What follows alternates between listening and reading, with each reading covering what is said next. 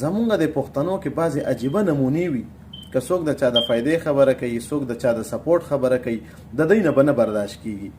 زه څه کوم، زه د قطر د ویزو او د جوبز حوالې سره معلوماتي ویډیو شیر کوم په یوټیوب باندې او په ټیک ټاک باندې، نو دام د خلکو نه برداشت کیږي. بعضې خلک وایي ته غلط انفارمیشن شیر کې، بعضې خلک وایي ته خلک مسلیډ کې. د الله بندګانو دا پاکستان نه دی، دا قطر دی. دلته غلط انفارمیشن شیر کول خو غټه خبره ده. ته یو ځای کې غلط شپېلې ووه چې بیا در سره څه کېږي. نو ستاسو د انفارمیشن دپاره دوباره دا ویل غواړم چې زما مقصد زما د یوټیوب یا د ټیک ټاک په ذریعې سره چې کوم زه ویډیو شیر کوم، د هغې مقصد زمون خلکو ته فایده حاصله شي، زمون خلک د نقصان نه بچ شي.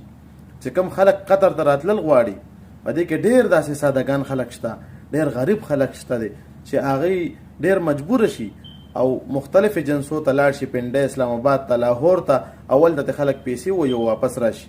کله چې ما دا ویډیو شیر کړي، ډېر خلک د دغه دوکو نه بچ شوي دي. او که تاسو نه منئ نو لاړ شئ زما یوټیوب چینل ویزټ وکئ، هلته کې لاړ شئ د خلکو کمنټس وګورئ چې خلک څه وایي.